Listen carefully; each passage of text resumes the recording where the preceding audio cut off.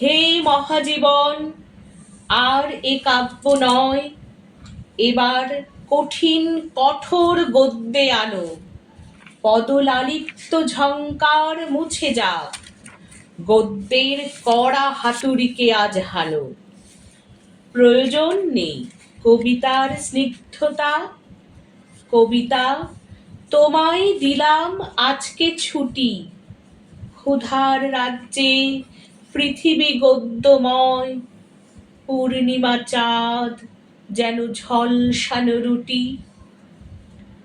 এই লেখাটি যার, সেই বিদ্রোহী কবি সুকান্ত ভট্টাচার্যকে শ্রদ্ধা জানাতে আমরা নিবেদন করব শ্রুতি নাটক হে মহাজীবন। রচনা সবিতা বিশ্বাস। অভিনয়ে নাটক দিদি সঞ্চারী বিশ্বাস, ছোড়দি সবিতা বিশ্বাস, মুনিয়া সিঞ্জিতা বিশ্বাস এবং তিন্নি বর্ণালী বিশ্বাস। কিরে তিন্নি, আরে তোদের স্কুলে কি সন্ধেবেলা তো স্বাধীনতা দিবসের অনুষ্ঠান হবে নাকি রে? হ্যাঁ, কোথায় যাচ্ছিস তুই? তুমি কি গো ছোড়দি, সব ভুলে গিয়েছো? সেদিনই তো তোমাকে বললাম 15ই আগস্ট স্বাধীনতা দিবসের দিন সবার প্রিয় কিশোর কবি সুকান্ত ভট্টাচার্য জন্মগ্রহণ করেছিলেন। তাই আজ কবির জন্মদিন পালন হবে জ্ঞান ভান্ডার ক্লাবে। উমা, ওখানে কেন? ওখানে তো খেলাধুলা হয়, তুই ওখানে গিয়ে কি করবি? ও ছোড়দি, তুমি কিচ্ছু জানো না। এখন ক্লাবে কত কত ভালো ভালো অনুষ্ঠান হয়। তুমি তো সারাদিন সিরিয়ালই দেখো, কি করে জানবে?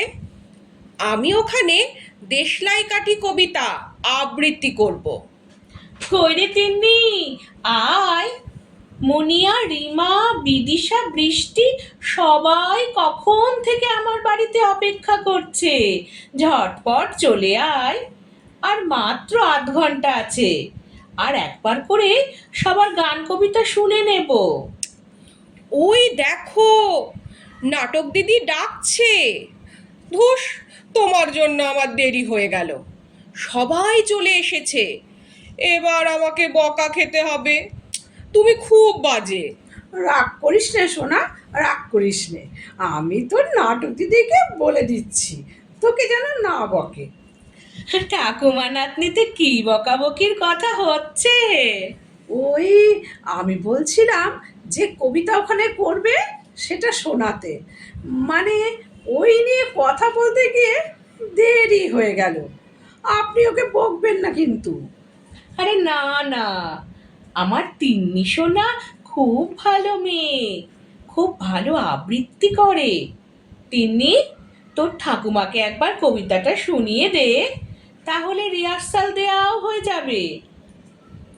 আপনি বোধহয় সুকান্তর দেশলাই কাঠি কবিতা পড়েননি। আপনাকে আমি সুকান্ত সমগ্র পড়তে দেব, পড়ে অবাক হয়ে যাবেন। যিনি মাত্র 21 বছর বেঁচে ছিলেন, তার মধ্যে বেশিরভাগ সময় ম্যালেরিয়া ক্ষয়রোগে আক্রান্ত হয়ে হাসপাতালে কাটিয়েছিলেন। অথচ এর মাঝেই মাত্র 6-7 বছরে এই ক্ষণ জন্মা কবি লেখালেখি ছাড়াও অজস্র কাজ করেছেন। তিনি ছিলেন কমিউনিস্ট পার্টির সারাক্ষণের কর্মী, একাধারে বিপ্লবী ও স্বাধীনতার আপোষহীন সংগ্রামী কবি।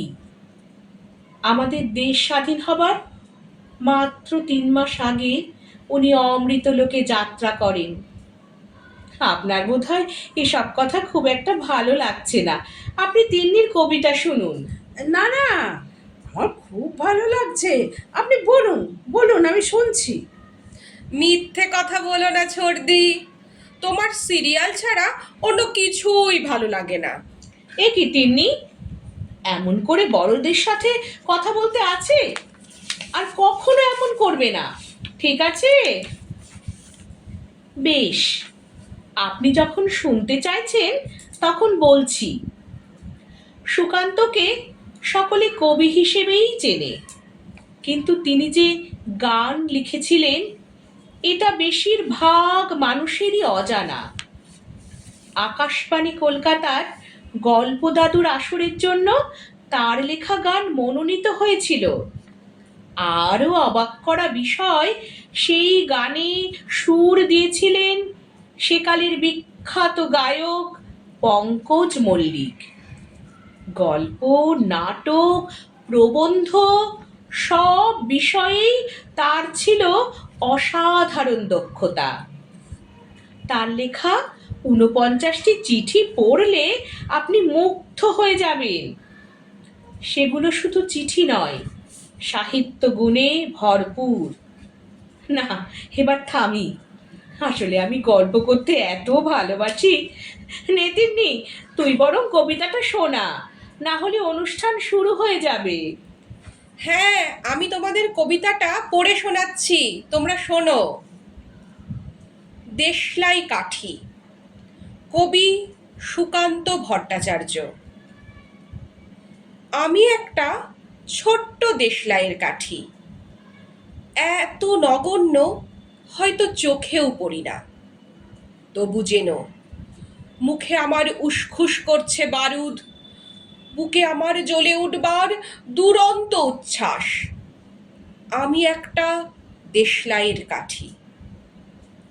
মনে আছে সেদিন হুলুস্থুল বেঁধেছিল, ঘরের কোণে জ্বলে উঠেছিল আগুন, আমাকে অবজ্ঞা ভরে না নিভিয়ে ছুঁড়ে ফেলায়। কত ঘরকে দিয়েছি পুড়িয়ে, কত প্রাসাদকে করেছি ধূলিসাৎ। আমি একাই ছোট্ট একটা দেশলাই কাঠি। এমনই বহু নগর, বহু রাজ্যকে দিতে পারি ছারখার করে, তবুও অবজ্ঞা করবে আমাদের। মনে নেই এই সেদিন আমরা সবাই জ্বলে উঠেছিলাম একই বাক্সে। চমকে উঠেছিলে, আমরা শুনেছিলাম তোমাদের বিবর্ণ মুখের আর্তনাদ। আমাদের কি অসীম শক্তি তা তো অনুভব করেছ বারংবার, তবু কেন বোঝো না আমরা বন্দি থাকবো না তোমাদের পকেটে পকেটে। আমরা বেরিয়ে পড়ব, আমরা ছড়িয়ে পড়ব শহরে গঞ্জে গ্রামে, দিগন্ত থেকে দিগন্তে।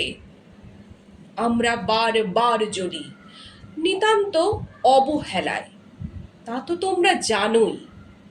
কিন্তু তোমরা তো জানো না কবে আমরা জ্বলে উঠব সবাই শেষবারের মতো। কি সুন্দর হয়েছে রে, তাই না দিদি? বাহ বাহ, দারুণ খুব দারুণ। ভালো হয়েছে।